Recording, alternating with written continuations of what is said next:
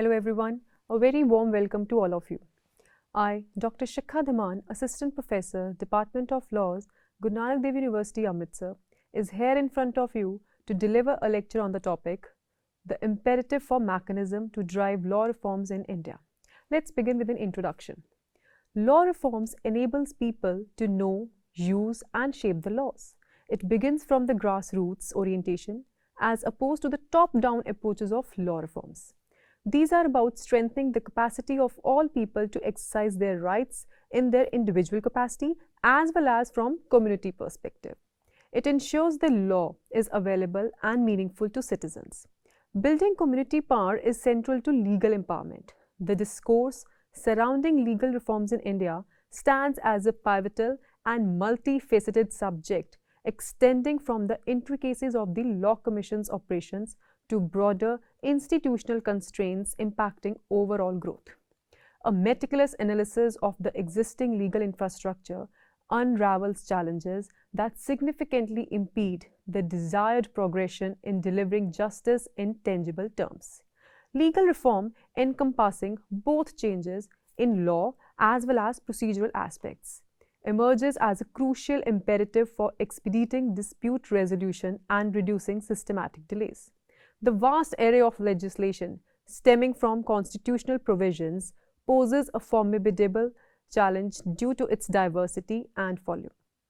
The proliferation of central and state laws, compounded by the absence of comprehensive compilations and accessibility, serves as a substantial impediment to the efficacy of the legal system. Further, complicating matters is the absence of the destitute principle in Indian law, amplifying the urgency for critical evaluation and potential scrapping of obsolete statutes. In navigating the complexities of legal reform in India, it becomes evident that a holistic and sustained effort is indispensable. Beyond a narrow focus on specific laws, there is an urgent need for a comprehensive approach that addresses outdated statutes, enhances dispute resolution mechanisms, and streamlines the legal infrastructure to align with dynamic socio-economic landscape. As the nation aspires for sustained growth and development, a robust legal framework emerges as an indispensable cornerstone, and this academic piece embarks on a foundational exploration of critical domains demanding reform. Through a nuanced examination of these facets, the article contributes to the ongoing dialogue surrounding the imperative for a comprehensive legal reform mechanism that reflects the evolving needs of the nation. There is an urgent need for dedicated mechanism for the Indian legal reforms as well as transformative impact such changes could have on the nation. Legal reform is the process of analyzing existing laws and amending the legal system according to the present needs. The goal is to enhance justice or efficiency. There are four important ways of reforming the law. First, repeal, removal or reversal of law. Second, creation of new law. Third, consolidation, combination of number of laws into one. And fourth, codification, collection and systematic arrangement usually by subject of the laws of a state or a country. India's legal landscape is vast, intricate and often hindered by outdated laws that impede progress. The need for mechanisms to drive law reforms is crucial for fostering a legal framework that aligns with contemporary realities and addresses the evolving needs of the society. This academic opinion explores various facets of legal reforms in India, ranging from the challenges posed by outdated statutes to necessity of refining anti-corruption legislation, managing refugee influx, and dismantling obstructionist laws hindering development. The contemporary regulatory landscape in India is marred by complexity, redundancy, hindering the nation's progress in crucial sectors and overall development. Law is never static in nature. It is dynamic and has to change according to the changing circumstances. Many laws continue to emphasize unnecessary state intervention. Even if the 1991 reforms had not happened, the legal system in India would come across as unsatisfactory and inefficient. Legal reform involves essentially two components, law reform and judicial reforms. Law reform means changes in laws, while judicial reform refers more to the procedural aspect, that is, issues of reducing delays and speeding of dispute resolution. Need for the law reforms in India. The necessity for legal reforms in India has resurfaced in the wake of release of the updated editions of the Indian Penal Code, Code of Criminal Procedure, and the Indian Evidence Act. Maintaining a fair and functional legal system that satisfies the changing demands of society requires continuous legal revisions. There exist several reasons for the pressing necessity of legal changes in India, which includes updating outdated legislation to reflect the modern, social, technical, and economic environment, streamlining judicial processes, and increasing efficiency, accessing justice, especially for marginalized and economically disadvantaged populations, addressing issues related to discrimination, violence, etc. India, with its multifaceted society and rapidly changing dynamics, finds itself at a juncture where the need for comprehensive reforms in its legal framework is more evident than ever. Law reform is a process that involves analyzing the current laws and advocating for changes in a legal system. The goal is usually to improve justice or efficiency. Law reform is a way to ensure that laws remain relevant and don't stagnate. It's dynamic and ongoing process that's necessary because society is constantly evolving. The Indian Constitution is the basis of legislation in India. It guarantees protection of life and personal liberty for all. It also provides safeguards for fundamental rights against arbitrary decisions. The Indian judiciary has explained and interpreted the rule of law as the part of the basic structure of the Indian Constitution. An independent judiciary is important for preserving the rule of law and is a key part for good governance. Facets of law reforms. Number 1. Overhauling outdated education laws. India's education system is fundamental to shaping nation's future. Right to education is a fundamental right guaranteed under Article 21A of the Constitution of India. It provides that the state shall provide free and compulsory education to all children from the age of 6 to 14 years. In pursuance to this, Right to Education Act has been framed. However, antiquated laws such as those related to the Right to Education Act 2009 have unintended consequences. The Paramati Educational and Cultural Trust versus Union of India, writ petition number 416 of 2012 case highlights the over-inclusiveness of the exemptions for minority schools, leading to the need for constitutional amendments to ensure that government-aided minority schools fall under the RTE Act. There is a need for nuanced amendment aligning the rights under Article 30, Clause 1 with Article 21A to balance educational autonomy and the goal of universal elementary education. Number 2. Bolstering free speech protections. Freedom of speech and expression is a fundamental right guaranteed under Article 19, Clause 1, Subclause A of the Constitution of India. It provides that the citizen of India has a right to free speech and expression. This right enables them to have their own opinion and thought. This right is not absolute. It is subjected to some reasonable restrictions mentioned in the Constitution of India, but the literary works facing criminal prosecution in India underscore the delicate balance between free speech and social harmony. A two-pronged approach, statutory amendments aligning with progressive free speech jurisprudence and guidelines for authorities sanctioning prosecutions. By emphasizing intent, context, and relevance, such proposed change seek to safeguard free speech while addressing concerns related to religious sentiments, groups, enmity, and national integration. Third, proposing a comprehensive anti-trafficking law. Human trafficking is a multifaceted issue in India, necessitating a comprehensive legal response. A new anti-trafficking law with a five-fold framework: penalizing of trafficking, decriminalization of sex work, protection for sex workers, effective rehabilitation, and special provisions for minors. These reforms will streamline existing laws, ensuring a robust legal framework to combat human trafficking while safeguarding the rights of victims. Number 4. Strengthening abortion laws.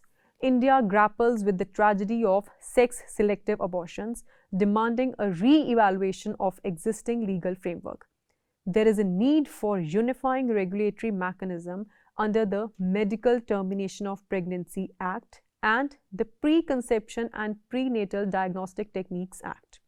By incorporating documentation requirements and simplifying compliance, the proposed changes seek to enhance the effectiveness of these laws in curbing sex-selective abortions. Number 5. Regularizing refugee status through legal amendments. The absence of a comprehensive legal framework for refugees in India raises concerns about national security and human rights obligations. The present Rohingya influx and alleged security concerns calls for amendments to the Foreigners Act, introducing a clear definition of refugee, codifying non-refoulement principles, and establishing a structured system for refugee status determination. These changes aim to institutionalize the recognition and protection of refugees within Indian legal framework. Number 6. Repealing obstructionist laws. India's reputation as one of most over-regulated countries underscores the urgency for repealing obsolete and obstructive laws. A twofold strategy: identifying and repealing laws hindering development and implementing drafting techniques like sunset and review clauses. By adopting a systematic approach, India can navigate the complexities of legal reforms, promoting economic growth and human development. Next, introduction of laws specifically pertaining to data protection and cybersecurity. Over 1 million people have been impacted by significant cyber attacks that have targeted some of the largest multinational corporations in the recent years. Still, India does not have a dedicated law on cybersecurity at present. India's existing data privacy laws are fragmented under the umbrella legislation of Information Technology Act 2000, its rules, and across other sectoral laws. Sector neutrally, the IT Act and SPDI rules provide requirements for the gathering and handling of private, sensitive data in India. But it was becoming more and more clear that they weren't sufficient to address the current surge in data privacy issues. The implementation of a data protection framework is the primary change required for this goal. Next point, need for the electoral reforms in India. The overdue reform is to make 50% plus one vote necessary for a candidate to win an election. The first past the poll system adopted in India, though simple to operate, suffers from some glaring deficiencies. In most cases, the winning candidate gets negligible votes, at times just 20 to 30% of the total, which is a mockery of a representative democracy. In a multi-religious, multilingual, multi-ethnic, plural society, it is imperative that the elected candidate represents all sections of the diverse constituency. The National Commission to Review the Working of the Constitution 2002 has, after detailed analysis, recommended the adoption of this electoral reform. Next point, improving the governance. Corruption is one of the most damaging consequences of poor governance. Whistleblowing and right to information is an effective weapon in the hands of a common man to fight against the corruption. Right to Information Act 2005 has been effectively used to expose the illegal activities. Almost 15 years have been passed since the introduction of the Right to Information Act, but the data in the Corruption Perception Index reveals that the position has still not much changed. Right to Information Act 2005 made the government accountable but did not secure interest of persons seeking information or asking questions in the public interest. Whistleblower protection is therefore essential to encourage reporting of misconduct, fraud, and bribery. The major concern is that individuals often feel unsafe or they are often intimidated for blowing the whistle, reporting the corruption in the absence of the specific legal protection. Next point, strengthening the judicial reforms in India. A powerful independent judiciary is of great importance for India's development. Indian judiciary has been very weak and inefficient. Furthermore, our laws and their implementation have contributed to immense suffering for the litigants and driven people to search for possible remedies. Judiciary is essential for the state and priority must be given to it. There has to be an improvement in the funding for the justice system and an improvement in efficiency. This, along with reforms in civil and criminal practices, as well as reporting and regulatory processes, will go a long way towards streamlining trials and reducing court delays. Next point, reforming the criminal laws in India. Recently, the President gave assent to 3 new bills that propose a complete overhaul of the country's criminal justice system. The 3 bills are the Bharatiya Nyaya Sanhita Bill 2023, which will replace the IPC 1860, the Bharatiya Nagrik Suraksha Sanhita Bill 2023, which will replace the CRPC 1898, and the Bharatiya Sakshya Bill 2023, which will replace the Indian Evidence Act 1872. This was done to outdate the prevalent laws. The criminal justice system is based on laws and procedures that were enacted by the British in 1860. These laws are archaic and not in tune with the contemporary times. They do not address new forms of crimes such as cybercrime, terrorism, organized crimes, mob lynching, etc.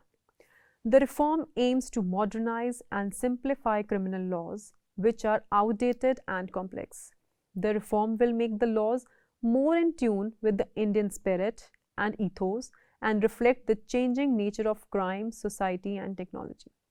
It will repeal the draconian sedition law under Section 124A of the IPC, which has been widely criticized for being misused against dissenters and critics of the government.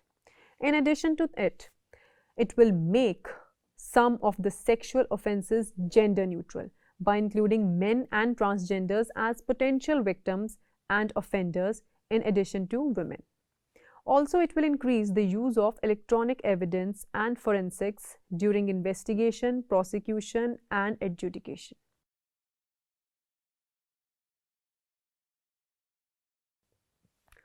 Role of Law Commission for various law reforms.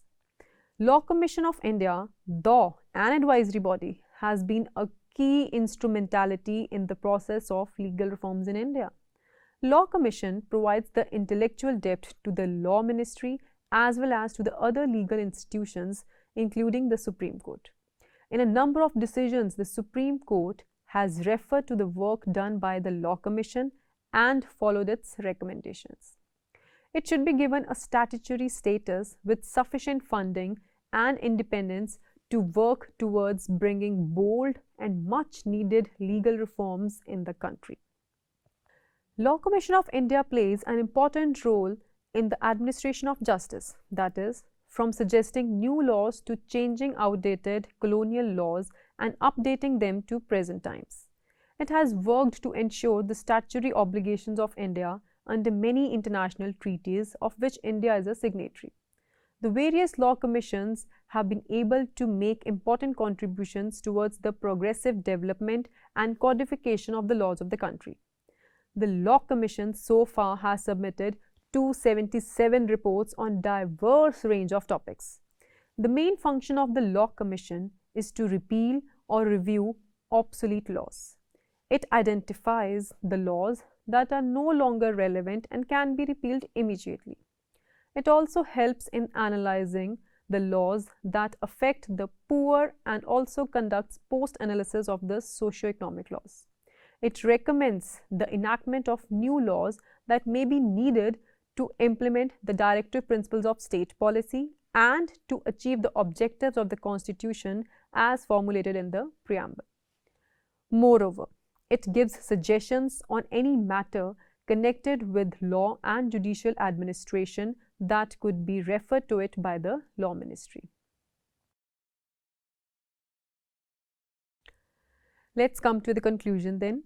The imperative for mechanisms to drive law reforms in India cannot be overstated.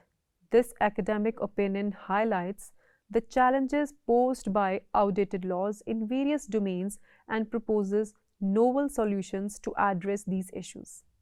By embracing comprehensive legal amendments, India can foster a legal framework that aligns with contemporary values, promotes justice, and contributes to the nation's progress. The call for legal reforms in India reverberates with the echoes of a dynamic society grappling with multifaceted challenges. From the judiciary to law enforcement, from women's right to cybersecurity, the imperatives for change are clear. As we navigate the complexities of the 21st century, a resilient legal framework is the linchpin for societal progress and justice. It's past time for the nation's judicial system to undergo a complete overhaul, a revolution rather than a set of changes. Thank you everyone for your time and attention. We have covered the entire concept in a short time, and I hope that all the listeners have understood the topic. Stay safe, stay healthy. God bless you all. Take care.